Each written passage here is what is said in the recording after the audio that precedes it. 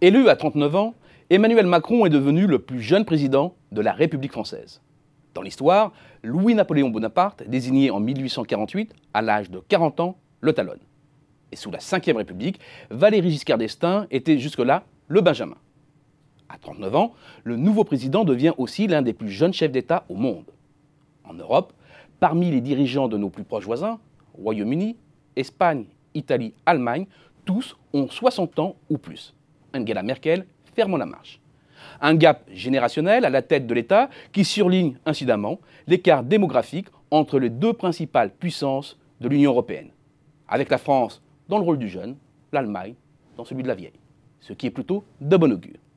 Avec un taux de fécondité de 2 en moyenne sur les 5 dernières années, la France renouvelle en effet peu ou prou ses générations.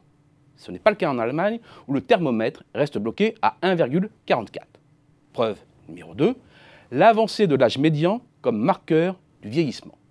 Cet indicateur, qui divise la population en deux groupes égaux, la moitié plus jeune, l'autre moitié plus âgée, a progressé de 3,5 ans entre 2006 et 2016 en Allemagne, pour monter à près de 46 ans. La hausse a été bien moins marquée en France et l'âge médian dépasse à peine les 41 ans, soit un écart de plus de 4 ans et demi entre les deux pays. Enfin, la part des jeunes, c'est-à-dire les moins de 15 ans dans le total de la population.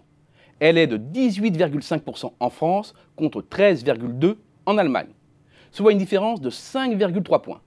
Si avec tout ça, la France ne dispose pas d'un sérieux atout, alors c'est à rien y comprendre. Et c'est tout le paradoxe, car cette réalité, la France est l'un des pays les plus jeunes dans une vieille Europe, en cache une autre, totalement occultée dans le débat public. La France souffre d'un problème de dépendance globalement plus intense que l'Allemagne.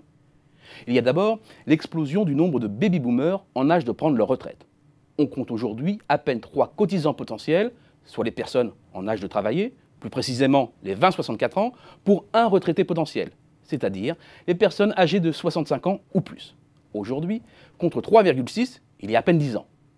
Outre l'augmentation rapide du nombre de retraités, la population en âge de travailler recule depuis 2011, sous l'impact surtout du net fléchissement des 55-64 ans, conséquence de la chute de la natalité dans les années 50.